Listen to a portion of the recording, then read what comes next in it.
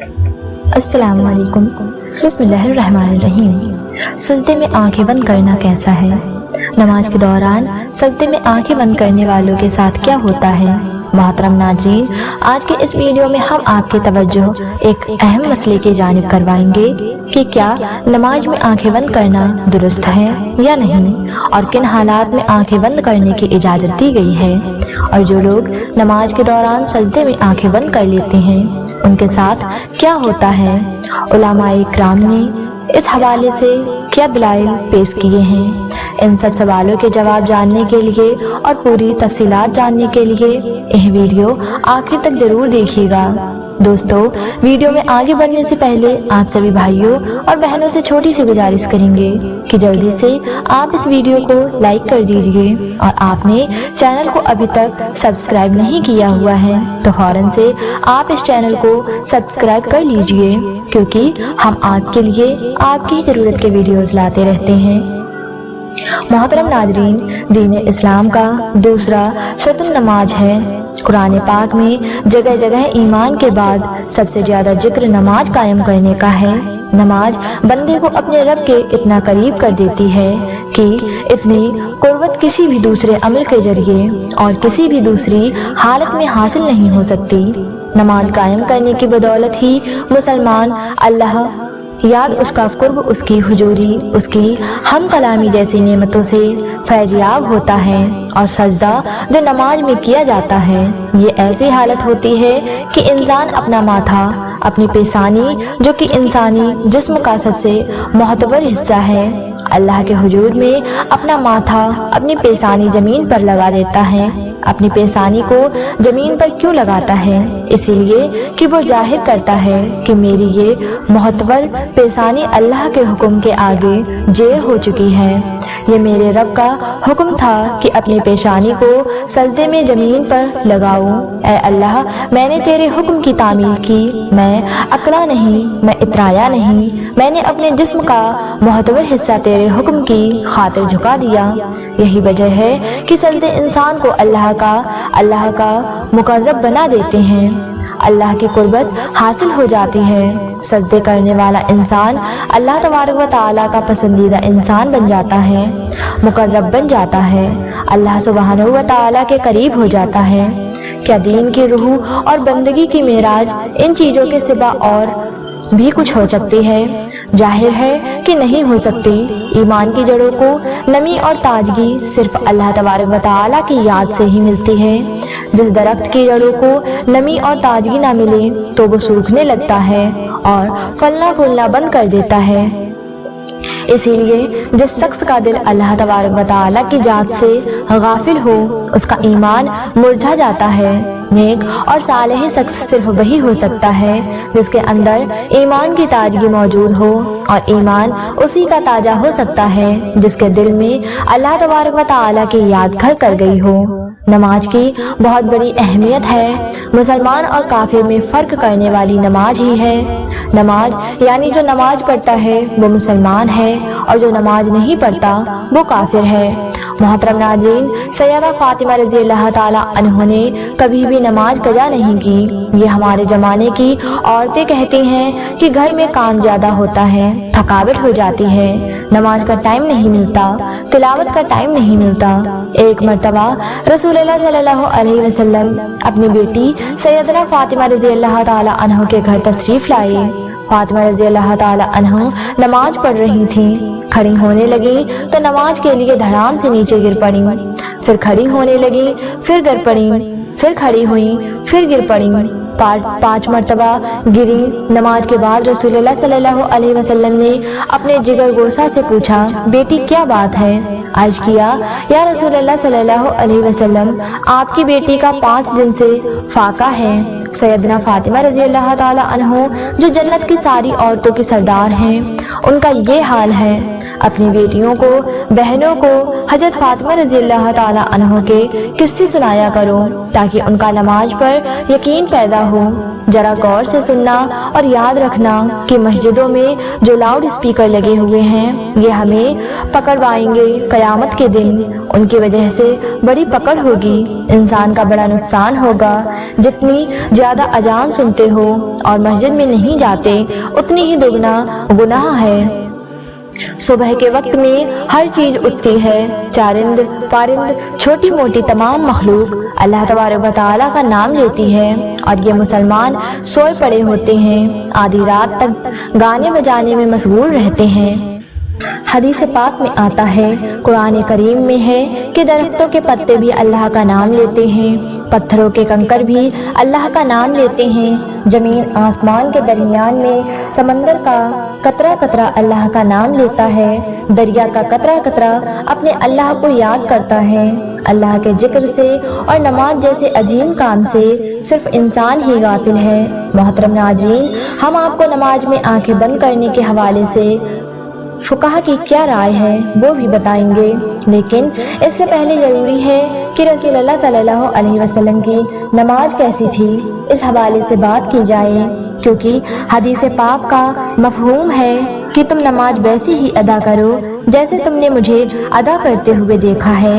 تو ناظرین، اسی لیے ضروری ہے کہ رسول پاک صلی اللہ علیہ وسلم کی نماز کی حالت کے بارے میں جاننا چاہیے۔ اللہ کے نبی نماز کس طرح سے ادا کرتے تھے؟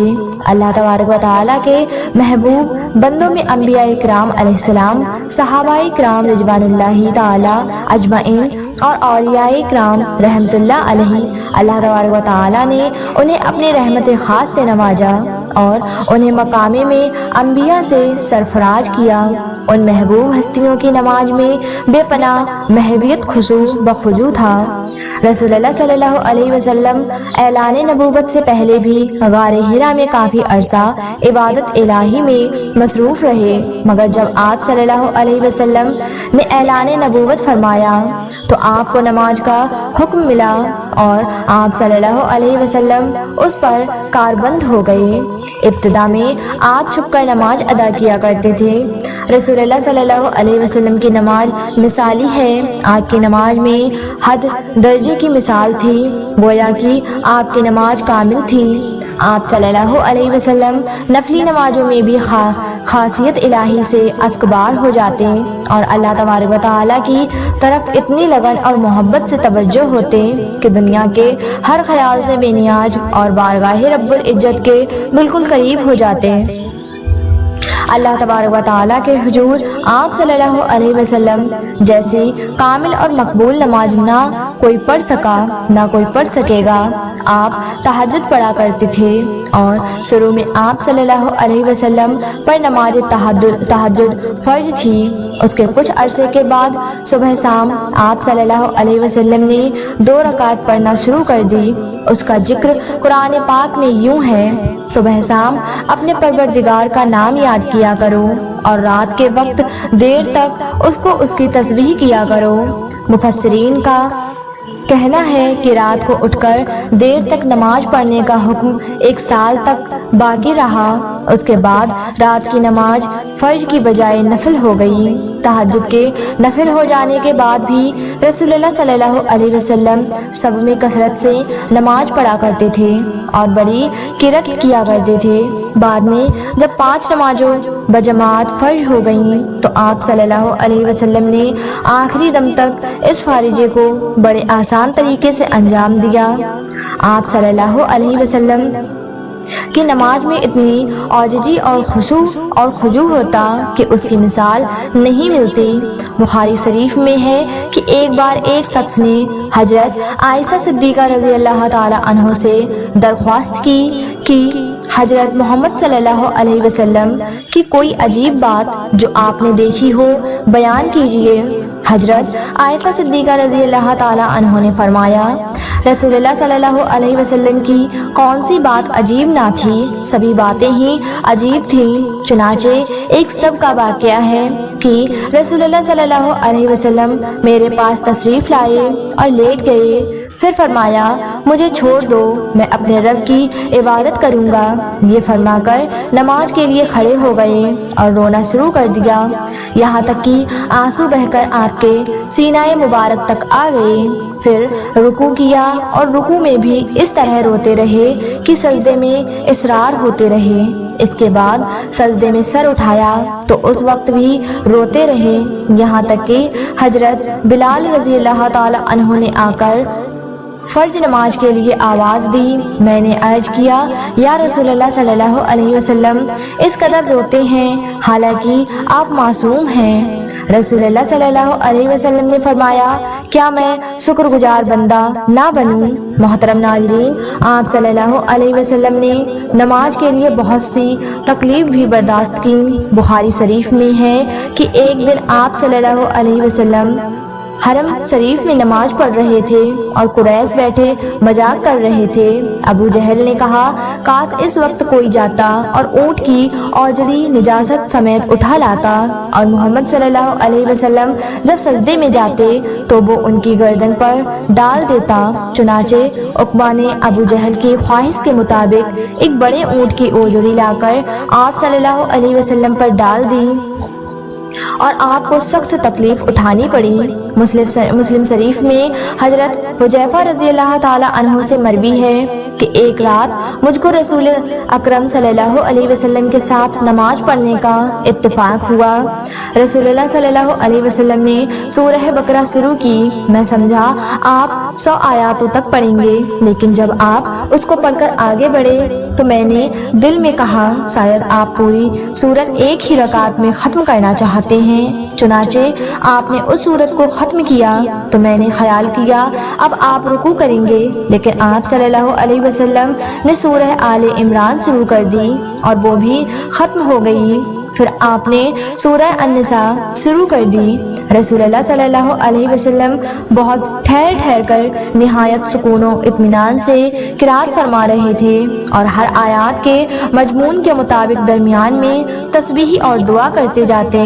اس کے بعد رسول اللہ صلی اللہ علیہ وسلم نے رکوع کیا اور رکوع میں بھی قیام کے برابر توقف کیا، پھر کھڑے ہوئے اور اتنی ہی دیر کھڑے رہے، پھر سجدہ کیا اور سجدے میں بھی اتنی ہی اس قدر دیر فرمائی۔ حضرت عوف رضی اللہ تعالی عنہ کہتے ہیں کہ ایک رات میں رسول اللہ صلی اللہ علیہ وسلم کے ساتھ تھا۔ رسول اللہ صلی اللہ علیہ وسلم نے مسواک کیا، وضو فرمایا، نماز کے لیے کھڑے ہو گئے۔ میں بھی رسول اللہ صلی اللہ علیہ وسلم کے ساتھ نماز میں شریک ہوا۔ رسول اکرم صلی اللہ علیہ وسلم نے ایک رکعت میں پوری سورہ بقرہ پڑھ ڈالی۔ جہاں رحمت کی آیت آتی ٹھہر جاتے اور دیر تک رحمت کی دعا مانگتے رہتے۔ سورت کے آخر پر رکوع کیا اور اتنی دیر تک رکوع میں رہے جتنی دیر سورہ بقرہ کی قرات میں لگی تھی۔ رکوع کے بعد اتنی ہی طویل سجدہ کیا۔ دوسری رکعت میں سورہ آل عمران پڑھی۔ اسی طرح ہر رکعت میں پوری ایک سورت پڑھتے رہے۔ اور محترم ناظرین، رسول اللہ صلی اللہ علیہ وسلم اس طرح سے نماز پڑھا کرتے تھے۔ کیا ہم نے کبھی غور کیا ہم کس طرح سے نماز ادا کرتے ہیں؟ کیا ہماری نماز میں کوئی ایک سورت مکمل پڑھی جاتی ہے؟ اپنے گریبان میں جھانک کر دیکھیں، پھر آپ کو پتہ چلے گا کہ امت محمدی میں پیدا ہونا خوش قسمتی تو ہے، لیکن کیا ہم نے ان کے طور طریقوں کو فالو کیا ہے یا نہیں؟ تو محترم ناظرین، اب بات کرتے ہیں کہ کیا نماز میں آنکھیں بند کرنا صحیح ہے یا نہیں؟ اس حوالے سے فقہاء کرام نے کیا فرمایا ہے؟ اہل علم متفقہ طور پر نماز میں بلا ضرورت آنکھیں بند کرنے کو مکروہ کہتے ہیں۔ چنانچہ ارسیج کے محلف نے صراحت کے ساتھ یہ لکھا ہے کہ یہ یہودیوں کا عمل ہے۔ اسی طرح تحفۃ الملوک کے محلق نے بھی اس کے مکروہ ہونے کی صراحت کی ہے، لیکن انہوں نے کسی قسم کی ضرورت ہونے یا نہ ہونے کا ذکر نہیں کیا۔ اور کاسانی رحمت اللہ علیہ کہتے ہیں کہ یہ مکروہ ہے کیونکہ یہ سنت سے متصادم ہے، کیونکہ نماز کی حالت میں سجدے کی جگہ پر دیکھنا شرعی عمل ہے۔ BJB کے ہر عضو کا عبادت میں حصہ ہے، چنانچہ اسی طرح آنکھوں کا بھی عبادت میں حصہ ہے۔ مراکی الفلاح کے مؤلف نے نماز کے دوران آنکھیں بند کرنے کو مکروہ کہا ہے، تاہم کہیں مصلحت کا تقاضا ہو تو جائز ہے، بلکہ انہوں نے یہ بھی کہا ہے کہ بسا اوقات آنکھیں بند کرنا آنکھیں کھولے رکھنے سے بہتر ہوگا۔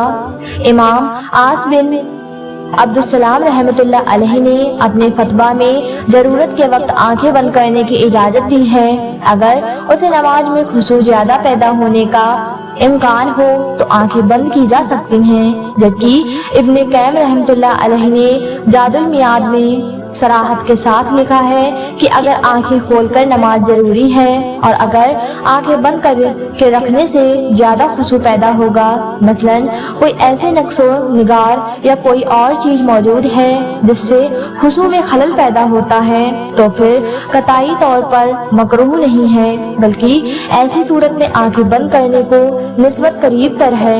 تو محترم ناظرین، فقہا کے فرمان کے مطابق ہم نے دیکھا کہ کیا نماز کے دوران آنکھیں بند کی جا سکتی ہیں یا نہیں۔ بہرحال بہتر یہ ہے کہ آنکھیں کھول کر نماز پڑھی جائے، کیونکہ نماز پڑھنے کے دوران سجدے کی جگہ پر دیکھنا ضروری ہے۔ محترم ناظرین، آخر میں اللہ تبارک و تعالیٰ سے دعا ہے کہ اللہ تعالیٰ ہمیں دین کی سمجھ عطا فرمائے، ہماری نمازوں میں خشوع و خضوع پیدا فرمائے، جس طرح رسول اکرم صلی اللہ علیہ وسلم نے زندگی گزاری ہے انہی کی نقش قدم پر چلنے کی توفیق عطا فرمائے، ہم رسول اللہ صلی اللہ علیہ وسلم کی سنتوں پر عمل کرنے والے بن جائیں، ہمارا جینا مرنا رسول اللہ صلی اللہ علیہ وسلم کی اتباع میں گزرے، ہم رسول اللہ صلی اللہ علیہ وسلم کے سچے پکے امتی بن جائیں۔ اے اللہ پاک ہمارا خاتمہ ایمان پر فرمانا، آمین یا رب العالمین۔ محترم ناظرین، اگر آپ کو آج کی یہ ویڈیو پسند آئی ہے تو جانے سے پہلے ہمارے چینل کو لائک اور سبسکرائب ضرور کر دیجیے۔ تب تک کے لیے اپنا بہت سارا خیال رکھیے، دعاؤں میں یاد رکھیے۔ اللہ حافظ۔